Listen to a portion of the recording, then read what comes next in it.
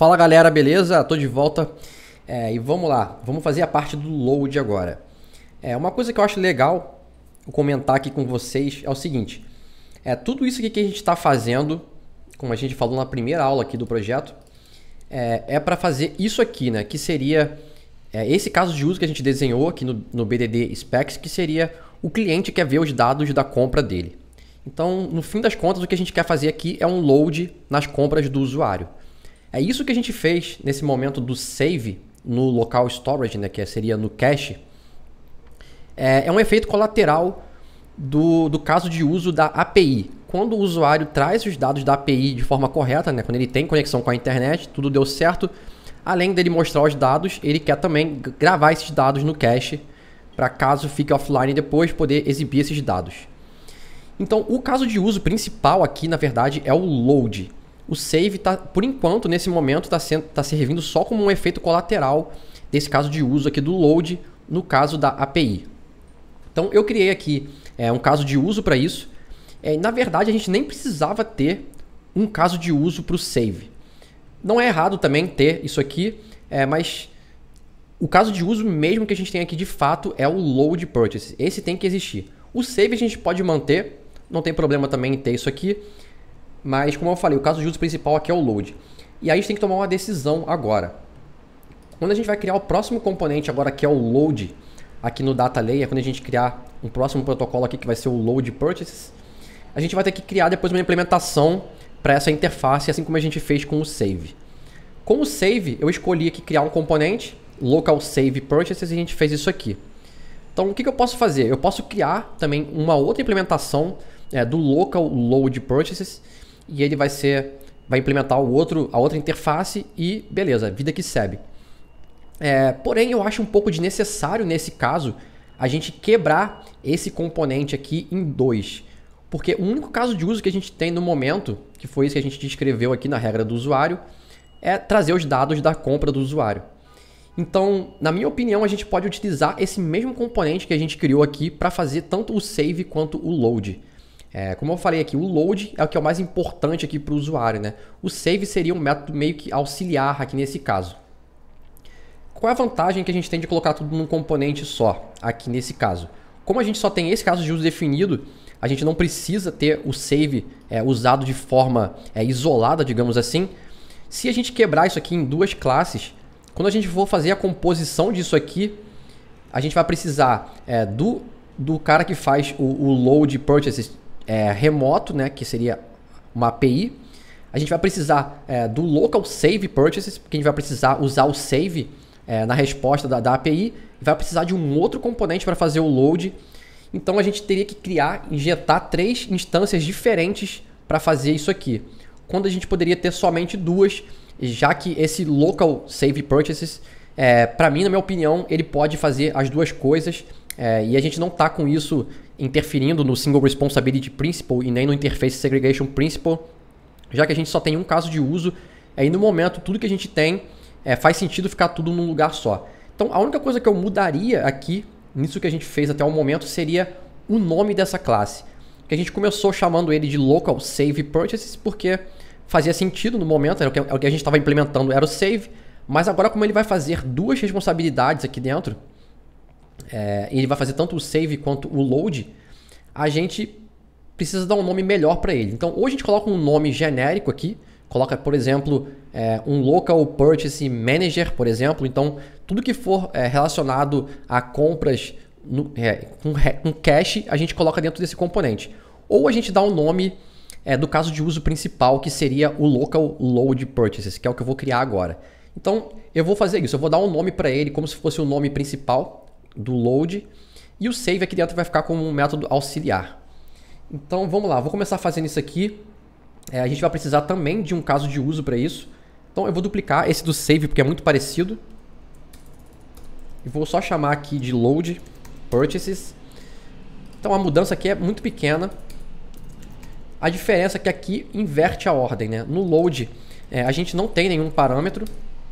Eu vou botar inclusive load all como nome do método da interface, que a gente quer trazer todas as compras. E a resposta dele vai ser um array com isso aqui. Só que aqui embaixo a gente vai mudar essa interface. E nesse caso o que a gente quer não são parâmetros, a gente quer o result ou models, como você preferir chamar aqui dentro. Então ele vai retornar aqui o result do load purchases. Então seria basicamente isso, praticamente o inverso da outra. Uma coisa que a gente pode fazer aqui, já que o load e o save tem esses types aqui em comum, são iguaizinhos, né, que eles retornam aqui dentro. Se a gente não quiser repetir código, né, baseado no Don't Repeat Yourself Principle, a gente pode fazer aqui dentro do domain também, criar um novo arquivo, criar uma pasta de models e criar um purchase model. E aqui dentro a gente colocaria basicamente um tipo que nem esse. Enquanto esses dois tipos forem iguais, a gente pode ter esse purchase model e usar ele dentro desses dois tipos para não repetir. E aí, se no futuro a gente precisar mudar algum desses dois e eles ficarem diferentes um do outro, basta a gente trocar isso aqui e parar de usar esse tipo em comum deles. Então, nesse momento, como eles estão em comum, eu também vou criar um index aqui dentro do models para ficar melhor de importar. Então, vou fazer aqui um export asterisco from purchase model. E agora, nos nossos dois arquivos, o que eu vou fazer? Eu vou fazer aqui em cima um import. E aqui a gente vai pegar o purchase model from, aqui é arroba barra domain barra models. Seria basicamente isso. E aqui embaixo, ao invés de a gente definir o type manualmente, a gente manda ele importar o purchase model. Então ele vai ter a mesma coisa que esse model tinha. Então com isso aqui a gente consegue reduzir esse código duplicado que ficou. Aqui a mesma coisa. Beleza? Vou rodar aqui embaixo o npm teste, só para garantir que isso aqui não quebrou nada. Imagino que não vai quebrar. A gente só mexeu aqui em interfaces, em models, nada demais. Então beleza, vamos commitar isso aqui. Vou botar aqui add load purchases use case, na verdade. A gente criou o caso de uso, o model foi uma consequência desse caso de uso. Então beleza, feito isso aqui, próxima etapa, como eu falei, eu vou renomear esse componente aqui para load, que é a atividade principal que ele vai fazer aqui, é o load. Então eu vou começar renomeando aqui a pasta, que eu chamei de save, vai ser o load. Vamos ter que salvar esses arquivos aqui que ele altera quando a gente renomeia alguma coisa. Aqui a mesma coisa, vai ser o local load purchases. Então, mais uma vez vou alterar isso aqui. E o nome da classe aqui também para load. E aqui não está errado ele implementar o save purchases. Esse componente aqui vai implementar duas interfaces, uma do save e uma do load, beleza? Só que o nome do componente vai ser, eu escolhi dar o nome do componente com o caso de uso mais forte aqui no caso. Vamos ter que alterar provavelmente aqui os testes, porque isso aqui renomeou para load. Vamos ver se com isso aqui nosso teste volta a passar. Deixa eu parar o teste e rodar de novo, só para ter certeza.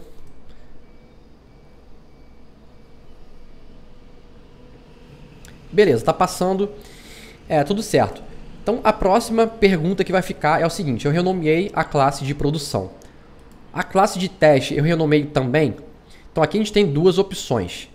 A gente pode testar cada um desses métodos que vai ter aqui dentro, o save e o load, isoladamente. Então eu posso manter esse arquivo do jeito que ele está. E aqui vão estar os testes somente do save. E eu posso ter um outro arquivo que vai ser praticamente uma cópia dele, testando só os métodos do load. Qual é a vantagem que eu vejo da gente ter testes em arquivos separados? É que se amanhã a gente resolver quebrar esse componente aqui em dois, um componente que faz o load e um que faz o save, a gente já tem os testes do save e do load separados. Então basta a gente quebrar o componente de produção, duplicar ele, um com o save, um com o load, e está praticamente tudo pronto já. Então a diferença que vai ter é que hoje aqui no local save purchases, como a gente tem um factory do make SUT, a gente está criando aqui dentro o local load purchases, que é o componente que a gente está testando. Então a gente vai ter várias classes de teste testando o mesmo componente, só que testando métodos diferentes. Então se a gente resolver quebrar isso aqui amanhã em mais de uma classe, o que a gente precisa fazer é somente mudar o make SUT. Então se a gente tiver dois componentes separados, basta trocar dentro desse componente aqui qual componente que eu estou testando agora. É o Local Save Purchases. Eu trocando só isso aqui, o meu teste deveria continuar funcionando igualzinho como está, porque essa classe que eu estou usando aqui implementa esse protocolo. Então é simples assim quando a gente usa o negócio bem arquiteturado, quando tem factories criando instância da classe. Então isso aqui ajuda muito nessa hora de você refatorar, você não precisa mexer nos seus testes. Beleza? Então vamos lá. Vou manter com esse modelo, então vamos comitar aqui isso que eu fiz. Eu vou só botar aqui como um rename class. Então renomeamos a classe principal, o teste continua passando. E o que eu vou fazer agora? Eu vou começar a testar o load. Então eu vou duplicar essa classe aqui do save. Não vou reaproveitar tudo que tem aqui dentro, eu vou reaproveitar basicamente o início, mas só para ganhar um tempo aqui. Então agora eu estou testando o local load purchases. Então eu vou manter aqui só o primeiro teste, só para a gente começar já com um escopozinho um pouquinho maior. Dessa vez eu não vou precisar fazer um refactor para tirar o SUT. Como a gente está testando o mesmo componente, o SUT vai ser exatamente igual ao que eu tinha anterior. Então eu estou testando novamente esse componente, só que agora num contexto diferente, no contexto do load. Inclusive, eu acho que faz sentido a gente testar novamente o init dele. Esse teste aqui não é um teste que, se você olhar, ele vai ficar duplicado nesses dois arquivos. Como eu estou testando o mesmo componente, eu estou testando duas vezes que o init dele não está tendo efeito colateral, né? Que ele não está tendo nem delete e nem insert no construtor. Como eu estou usando o mesmo componente, eu estou repetindo um teste aqui. Só que como são contextos diferentes, na minha opinião, esse teste repetido aqui não caracteriza o don't repeat yourself, que você está repetindo o código. Por quê? Porque, como eu falei, nesse momento aqui é o mesmo componente que está testando duas coisas diferentes. Mas se a gente trocar isso aqui para um outro componente, esse teste aqui é um teste importante, garantir que no construtor dessa classe aqui a gente não está fazendo coisas inesperadas. Então, por mais que eu esteja repetindo o código, são contextos diferentes. Então, se eu precisar trocar, quebrar isso aqui em componente, eu não preciso alterar os meus testes, basta eu alterar o make SUT. Então, por isso que eu vou manter esse teste inicial aqui, porque são contextos diferentes. Beleza? Então, o teste continua passando. Vamos comitar isso aqui. Vou botar aqui ensure local load purchases.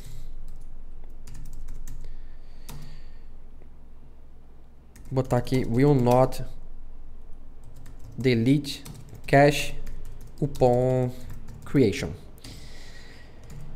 Então beleza, espero que tenha ficado clara essa explicação aqui. Eu sei que é um pouco confuso quando a gente começa a entrar nesse nível de um componente implementar mais de uma interface e a gente tem que tomar decisões desse tipo, mas eu acho que vocês praticando isso aqui vai começar a ficar bem claro na cabeça de vocês também, como hoje em dia já é bem claro na minha cabeça.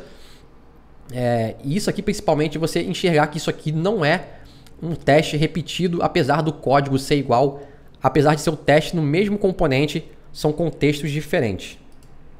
Então vamos lá, vamos voltar aqui pro load, vamos focar aqui no load, deixa eu fechar esses arquivos que estão abertos aqui. O que a gente quer fazer? A gente quer carregar os dados do cache, tem que validar a idade dele, beleza?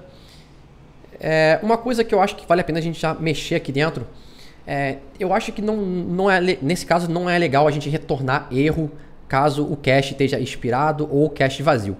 Ao invés disso, eu posso retornar uma lista vazia, eu acho que faz mais sentido do que a gente retornar um erro aqui. Eu acho melhor a camada de UI decidir o que fazer. Se ele não tiver dado para exibir, ele lá decide mostrar uma mensagem de erro ou mostrar outra coisa. A gente não precisa retornar uma exceção por causa disso. Então eu vou trocar isso aqui para retorna uma lista vazia. Nesses dois casos aqui, eu simplesmente não quero retornar dados, mas não faço questão de retornar um erro. Então eu vou fazer um commit com isso aqui. Change requirements. E beleza, vamos começar. Vamos fazer aqui, executar o load. E como a gente está testando o mesmo componente, a gente está usando o mesmo cache store spy para os dois, a gente já ganha de brinde tudo aquilo que a gente fez no cache store spy. Deixa eu abrir ele aqui. Que seriam esses simulate errors, o action que a gente tem aqui já. Então a gente pode fazer uso dessas coisas que a gente já tem aqui dentro. Então a gente ganha um tempinho com isso aqui também. Então vamos lá, vamos partir para o segundo teste. Nesse caso aqui eu vou colocar should load purchases. Vou começar um pouco mais devagar. Vou botar aqui should call correct key on load. Então, quando a gente fizer o load, eu vou ter que capturar aqui o cache storage e o SUT. Quero invocar dessa vez o SUT.loadAll, que foi um método que eu dei para minha interface. Isso aqui é assíncrono, então eu vou executar com await. E depois que eu executar o loadAll, eu espero que internamente o cache store.actions, que ele seja aqui o cache store spy.action, e aqui a gente pode criar uma outra action, que eu vou chamar de fetch, por exemplo. Então vamos lá, vamos alterar isso aqui e vamos criar mais um action. Então temos um action do tipo fetch agora. Temos que criar agora o loadAll dentro do make SUT, que é o local load purchases. Então a partir de agora ele vai ter aqui um outro método. Por enquanto a gente não pode implementar ainda a interface do load, porque ele não vai retornar nada nesse momento. Nesse momento a gente vai chamar aqui um loadAll, que é uma função que não recebe nada, e nesse momento ela vai retornar void.